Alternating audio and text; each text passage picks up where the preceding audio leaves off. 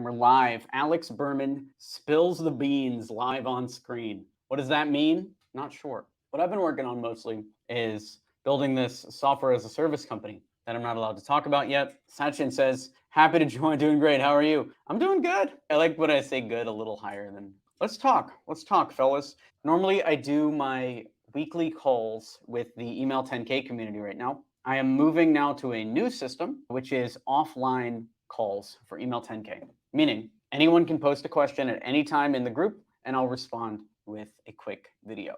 This is gonna give them a lot faster response time, but also it's better for people in multiple time zones. People in email 10K, there's 100 plus members in there, and they're in America and India and Canada and Australia and Asia and Africa and the Middle East. And it's tough to find a time that works every single week. So we were doing those weekly calls. And right now it just makes more sense to do it offline. I got this beautiful advice from not Jimmy Buffett. I got this beautiful advice from Warren Buffett, a poster that I saw in a Jimmy John's. And it was, don't suck your thumb. Meaning, if you think that an idea is good or you need to make a choice, make that choice. Don't suck your thumb thinking, oh, I'm going to make the choice at a later time. For instance, for these email 10K calls, I didn't love doing the calls. I knew people didn't love the time zone. And I was sucking my thumb on it for 3, 6, 9 months even. I was thinking, oh, we should just not do the calls. We should do the calls in a different time zone. We should do something else.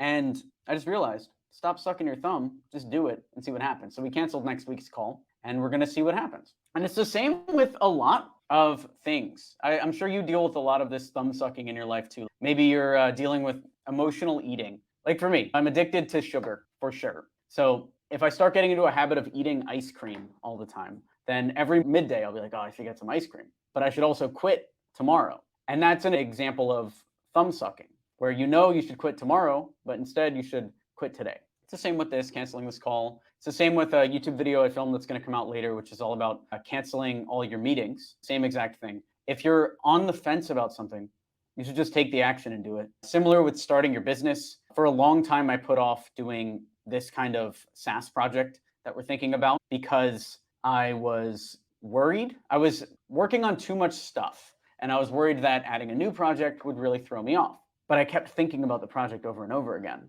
and I stopped thumb sucking and then did it. I launched the project. Start Your SaaS so far it's made over $21,000. It's not even been 2 months. And that just came from stopping the thumb sucking and doing the work. Warren Buffett, great guy. Jimmy Buffett, also great guy, died recently. RIP to Jimmy B. Malik, great job. Thank you, sir. Hong Win, hey Alex, how are you? I'm good.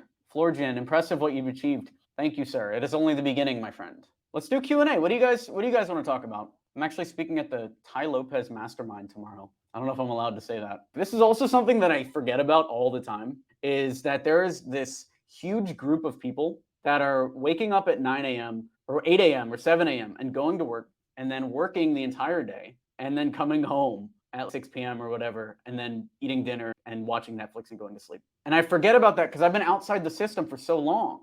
I haven't had a job in 6.5, 7 years. And so I'm so disconnected from that system that I think that 10:30 a.m. is a great time to do a live stream when really most people would be available at 8 p.m. Okay, let's keep it going.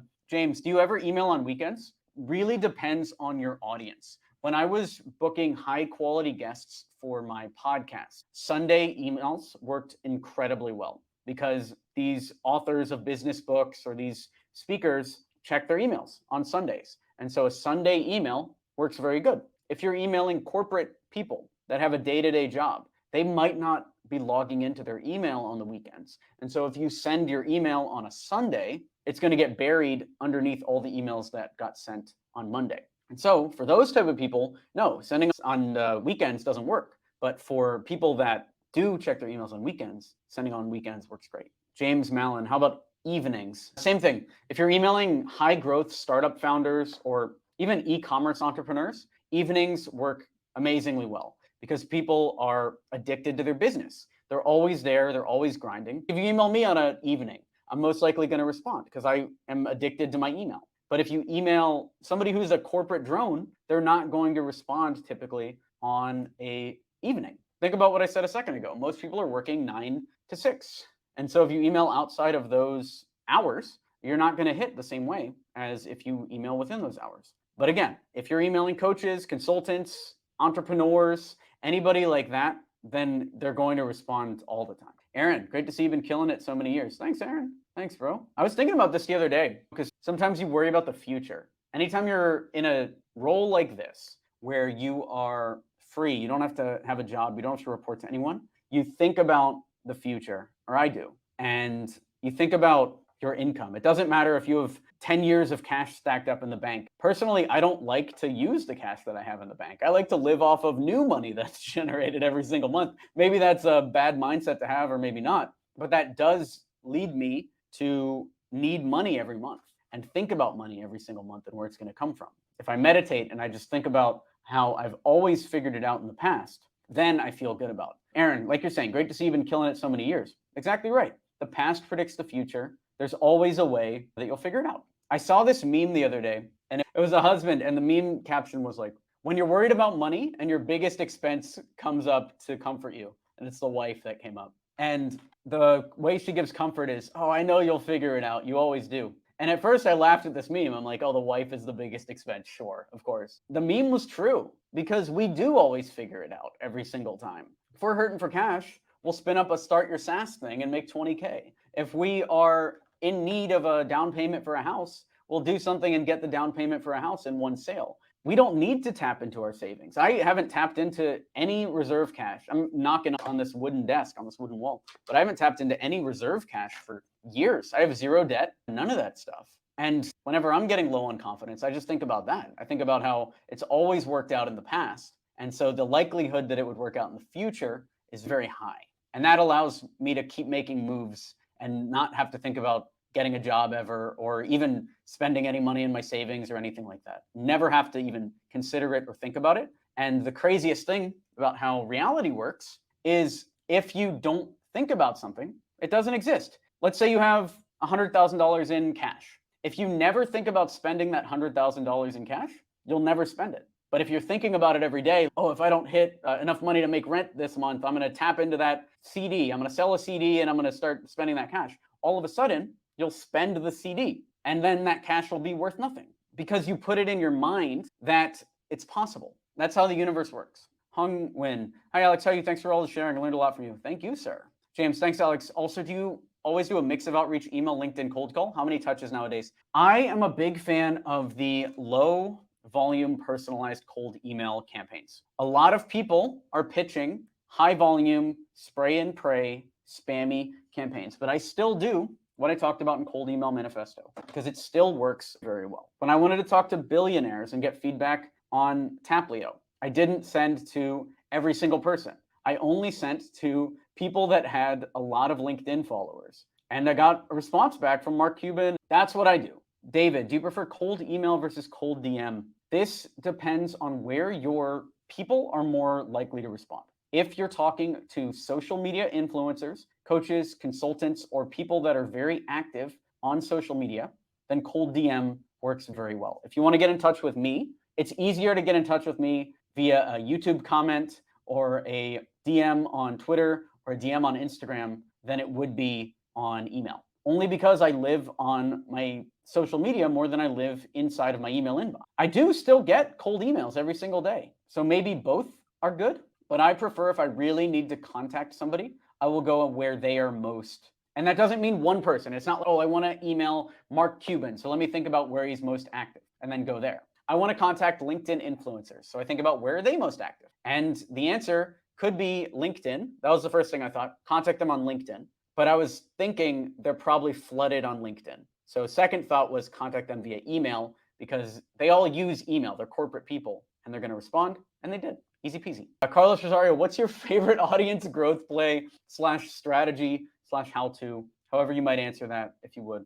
Favorite audience growth play. My favorite thing to do is posting these auto DMs on Twitter like I did on Alex Berman's Locker. We got to almost 4,000 followers, no ads, no nothing in about 2 weeks, just posting stuff like this. Here's how we use ChatGPT to push our campaigns to the friggin' moon. These are new tactics that don't involve using AI. Comment, email, and I'll send it your way. 200 signups. Or our most popular one, I created the ultimate GPT-4 powered guide that will transform your business and turn you into a super genius and devastate your competition. It's worth $1 million if you can have it for free. Like plus comment GPT and I'll unlock it for you. Must be following 1,240 comments on this, 165,000 reached. That is a fully viral tweet, and this is all lead generation. The second thing that I like to do is do this. Sell things to the audience using simple landing pages. That's exactly what I'm doing on Start Your SaaS. The last SaaS I built sold for $2 million. Want a front row seat to see it happen again? Watch me start and build a SaaS to $20K a month, live, nothing held back, 50 more seats open at $199. This will sell out. And just an image. And this one so far on our little Gumroad page here, this one so far has made us, what, $21,000 here. That's a 50-word, 50, 60-word landing page that gave us $21,000 in the last couple weeks, honestly, like couple, maybe 4 or 5 weeks. I don't like to really focus on delivering too much value outside of YouTube videos. So besides that, I just like selling. I can't even remember where I got this advice, but basically the advice was you need a platform to send people to. In the coach and consulting space, that platform should be a paid course or a paid ebook or a paid software that you can send people to. And as long as you're promoting that, then you can go out there and make all the content that you want in the world because you have something to talk about. I made this video on YouTube about the Tesla gas car, how Tesla should make a gas car, and it didn't perform very well, even though Tesla definitely should make a gas car. Doesn't make any sense that they don't have it. Their auto drive technology is so sick. But the reason why it didn't work is that's not my platform. My platform is more about business growth and cold email and lead generation and offer building and that sort of stuff. But the reason why that's my platform is because I have courses in consulting and software around lead generation, business growth, etc. If I was on a mission to get Tesla to make a gas car because I have $200,000 invested in Tesla stock and I think it would double the stock value, then I would be making a bunch of videos about that and I would be pushing people to buy Tesla stock at the end of those videos. So it really just comes down to having that platform and then promoting that platform over and over again to drive people to it. Have you done a video on how to gain followers on LinkedIn organically? What do I have? 17,000 followers on LinkedIn. What do? I just post random stuff. Honestly, there's no strategy on my LinkedIn at all. I just will post random stuff. Hey, watch me scale to 20K a month. Here's a short that I made. Here's another post that I made. That's all I do. My favorite content type on LinkedIn, the one that's performed the best for me, are images or selfies or whatever, and then a story related to the image. So I'll post a picture of me at Hiroshima in Japan, and then I'll be like, I was at Hiroshima, it was so moving. Here's what I learned about marketing from the Hiroshima disaster, and then post some things like that. That's the tried and true formula for growing on LinkedIn. Jaya, hey Alex, what up, dude? I've had meetings with VPs from large companies with cold DMs, emails, a few billionaires through email. Billionaires love email. Billionaires love email. James Mallon, I tried Twitter polls a few years ago and found the data was completely unreliable. Where do you prefer get your answers on polls or surveys? I still use Twitter polls for everything and gut feeling. What I found is if you make a Twitter poll asking for advice, hey, what book should I write next? And you put out 4 things, your gut will tell you, oh man, I hope the third one wins. And then that's what you do. That's the most fun one, rather than relying too much on what the Twitter polls say. David Vassell, is the Start Your SaaS the best group you have if you want to learn more from you? Start Your SaaS is the most up-to-date content, but if you want one-on-one speaking to you similar to this live stream, then you should join Email 10K, because then I'm answering all the questions live. I don't answer questions inside of Start Your SaaS. I'm just treating it as a documentary on growing a SaaS. With that being said, let's end the stream there, and I'll talk to you later. Thanks for watching. I'm Alex Berman. Subscribe for more videos like this, and I'll talk to you soon.